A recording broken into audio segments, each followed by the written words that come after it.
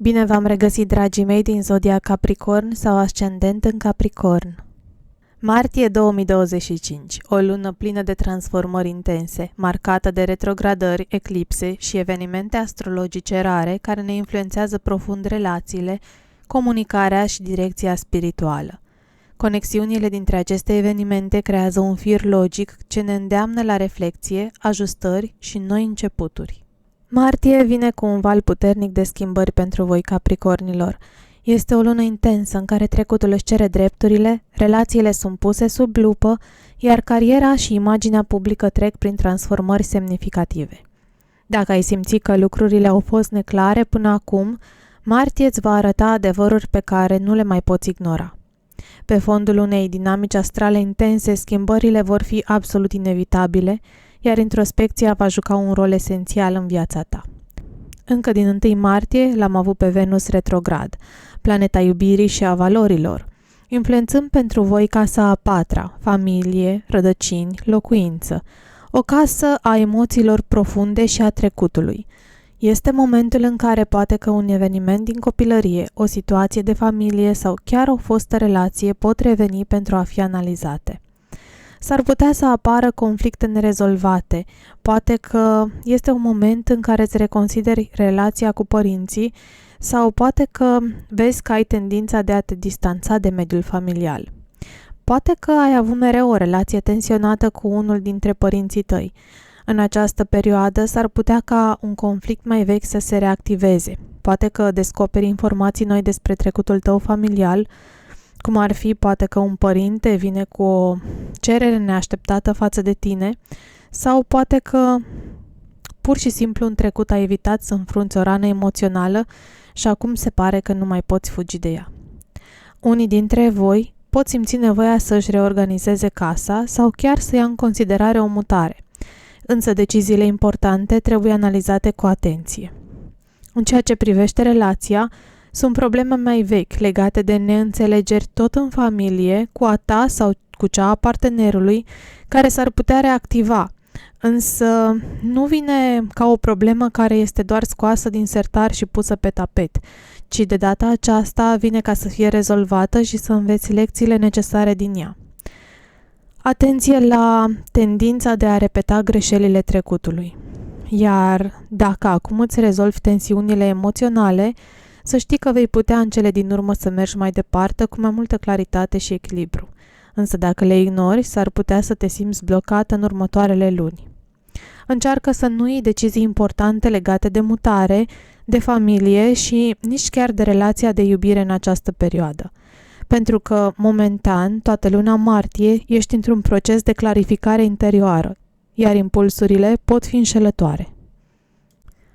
În perioada 7-10 martie, deși o perioadă destul de scurtă, s-ar putea să mai vină un moment tensionat pentru tine, deoarece lui Venus îi se opune Lilith din casa a 10-a, care ține de carieră și de imagine publică. Este un aspect care îți poate aduce o revelație majoră despre drumul tău profesional și despre ceea ce îți dorești cu adevărat în viață.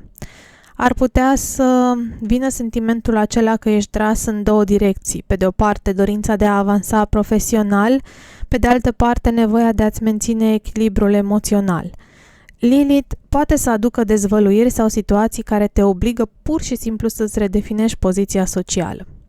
Și să știi că dacă ai evita să-ți asumi responsabilitatea într-o situație legată de familie sau de carieră sau poate de amândouă, această perioadă te va forța să o faci. Va apărea ceva pe nepusă masă care îți va da foarte mult de gândit.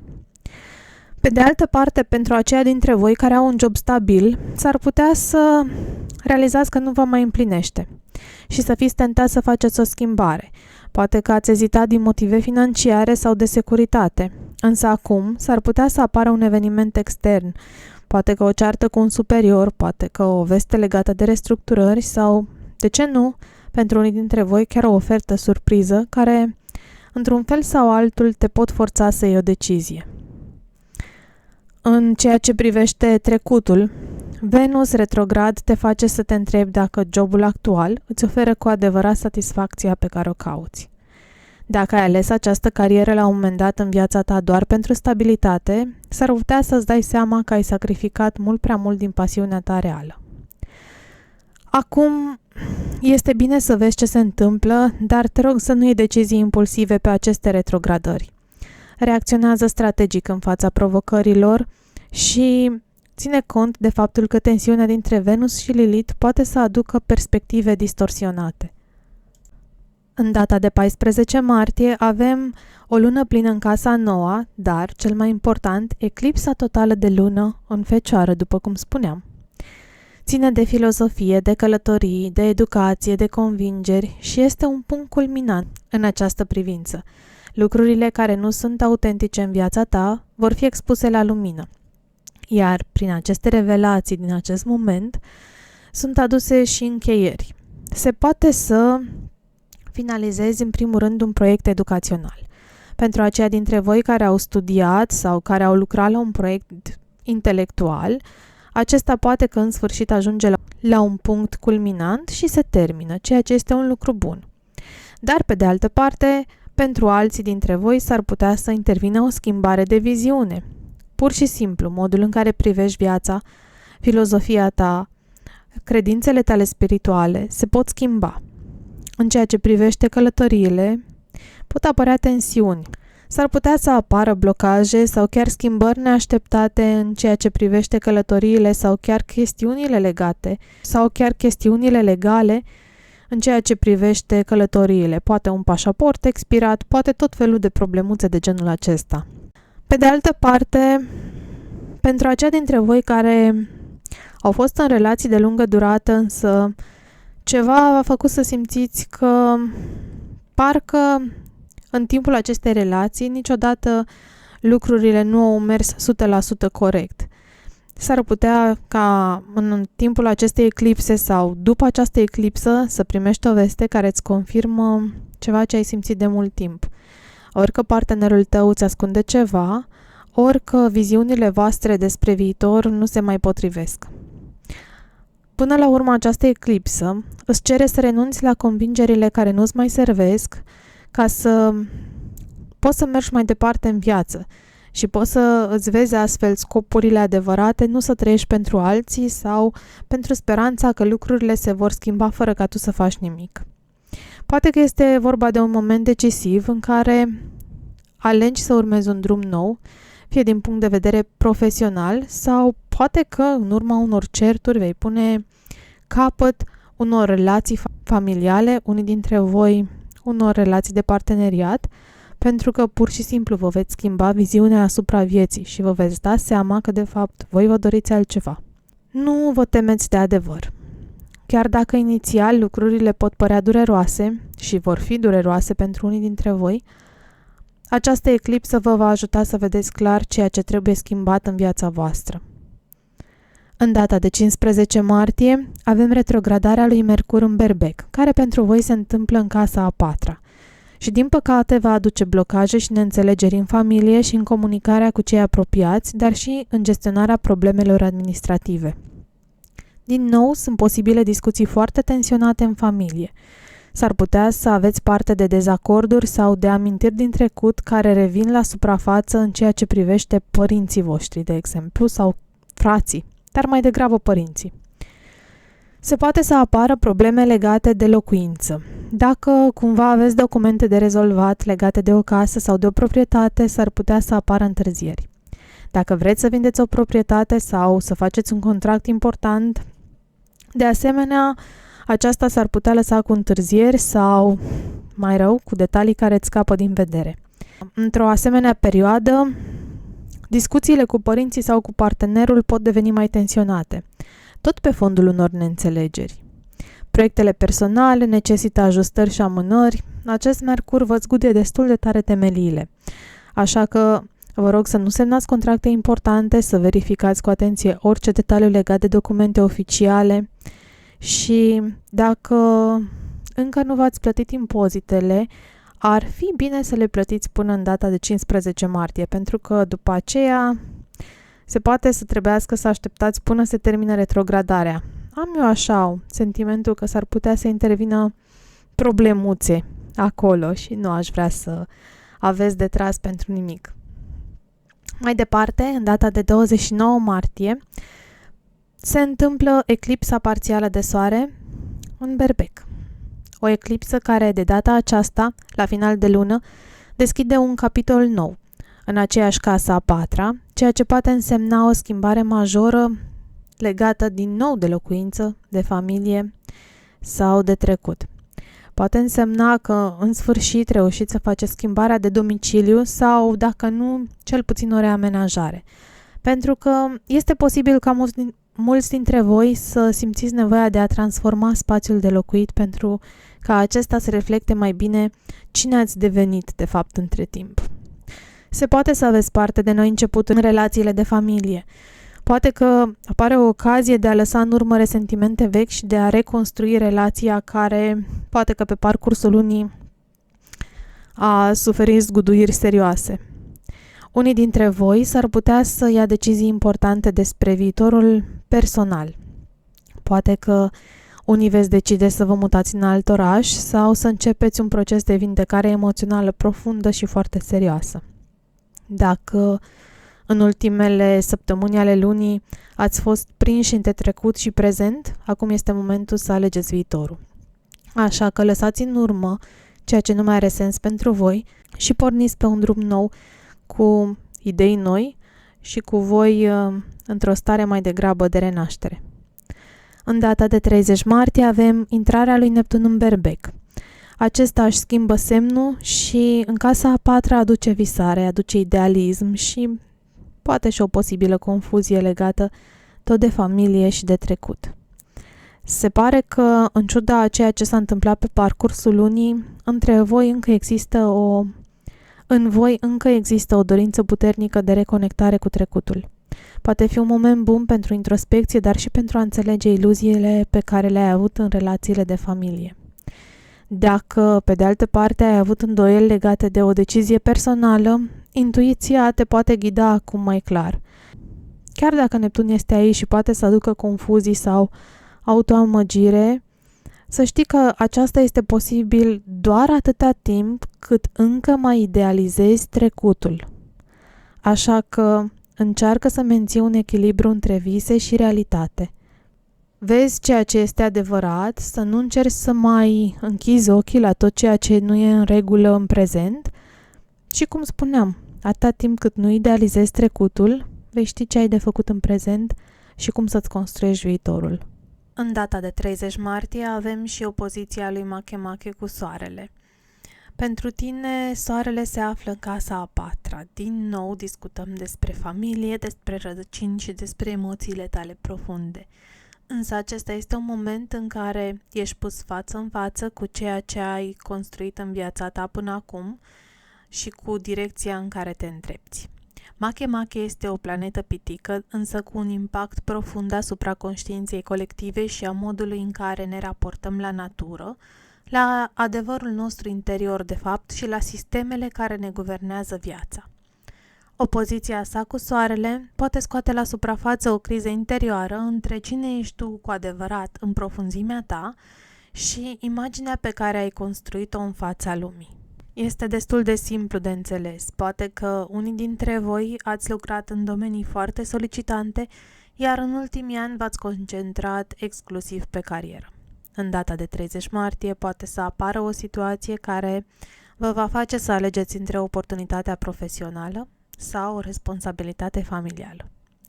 Dacă unii dintre voi vor primi oferte de promovare care implică chiar mutarea în alt oraș sau o schimbare radicală de program, poate că în același timp un membru al familiei va spune că are mai multă nevoie de voi, poate că un părinte mai în vârstă sau poate că chiar copilul de care aveți grijă și care acum poate că trece printr-o perioadă dificilă. Veți fi puși în fața unei alegeri destul de dificile, între a urma ambițiile profesionale sau între a te ocupa personal de cei dragi. Pentru alții dintre voi, se poate că un drum pe care l-ați urmat doar pentru a menține o imagine publică sau pentru că ați fost împinși de așteptările celorlalți, acum vă va face să realizați că nu mai vreți să continuați pe aceeași direcție. Poate că ați ales o carieră sigură, cu ghilimelele de rigoare sau nu, Însă, din păcate aceasta poate că unora dintre voi nu vă mai oferă satisfacție. Și veți începe să vă întrebați, pentru cine fac eu asta până la urmă? Pentru mine? Sau pentru a satisface așteptările altora? Vei vedea dacă vrei să rămâi într-un loc sigur sau dacă plănuiești ca pe viitor să îți urmezi adevărata ta chemare. Capricorn fiind, poate că pe mulți dintre voi, colegii, v-au perceput ca fiind o persoană de succes, lider, cineva puternic, însă în interior vă simțiți deja epuizați și neîmpliniți.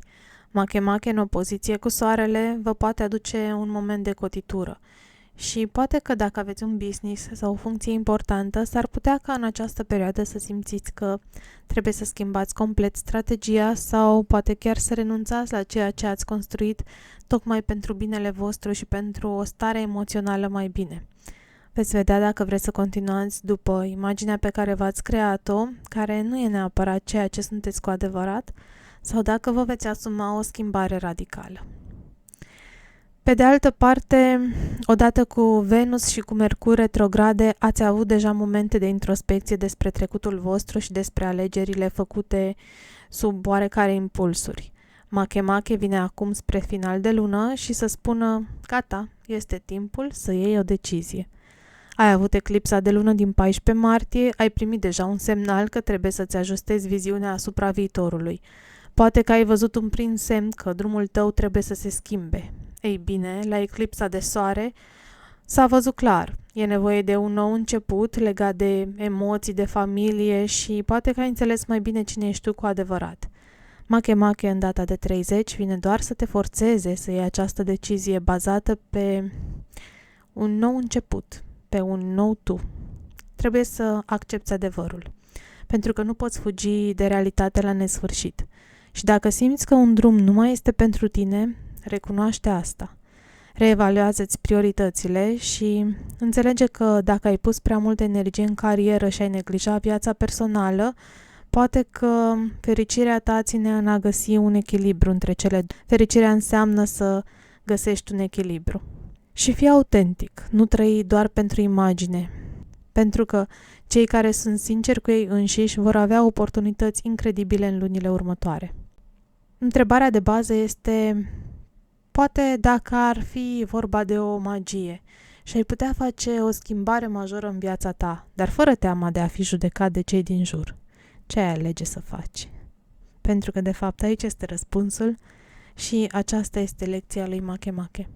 Și de parcă toate acestea nu ar fi de ajuns, în 29 martie, Mercur retrograd se află în Berbec la 0 grade, iar Neptun în Pești la 29 de grade.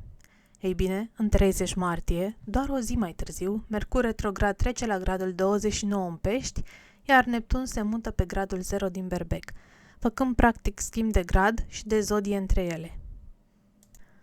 Acest fenomen creează un fel de punte energetică între cele două planete, amplificând temele pe care le guvernează. Pentru voi, casa a treia este în Pești și reprezintă gândirea, comunicarea, relația cu frații și guvernează și drumurile scurte, adică cele din țară. Casa a patra reprezintă familia, emoțiile, rădăcinile, siguranța personală și cea emoțională. Iar acest tranzit aduce un moment atât de confuzie cât și de revelație, care de fapt cere reevaluarea a tot ceea ce înseamnă familie, casă și felul în care îți exprimi gândurile și emoțiile. Se poate să simți ca și cum două piese de puzzle se schimbă brusc, obligându-te să le vezi dintr-o altă perspectivă. Se poate ca un membru al familiei să-ți dezvăluie un secret sau să afli o informație care îți va schimba complet perspectiva asupra trecută. Pot apărea evenimente uimitoare, precum să afli că ai un frate vitreg sau că părinții tăi au ascuns un aspect financiar important față de tine. Poate că un conflict vechi de familie va reveni, însă de data aceasta cu informații noi care îți oferă o altă înțelegere a situației.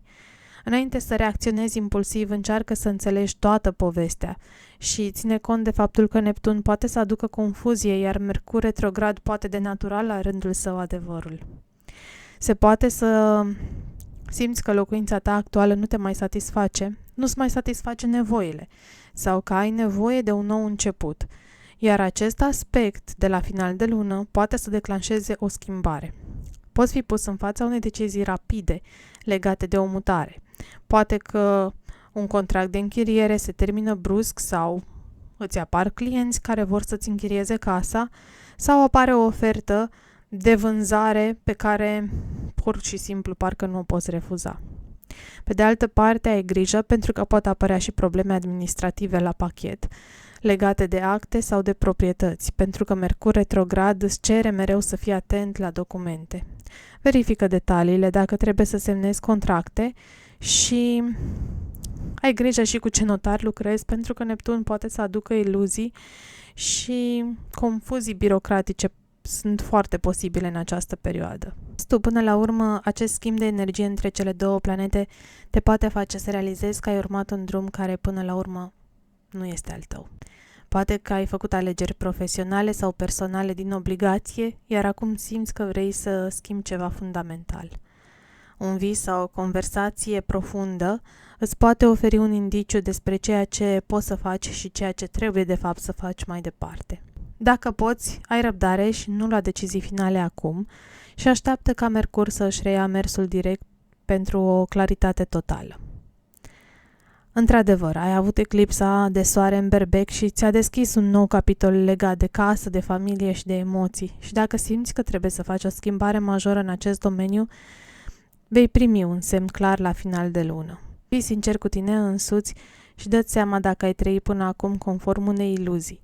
Doar așa îți poți da seama care este adevăratul tău drum și viitorul care te va împlini sufletește.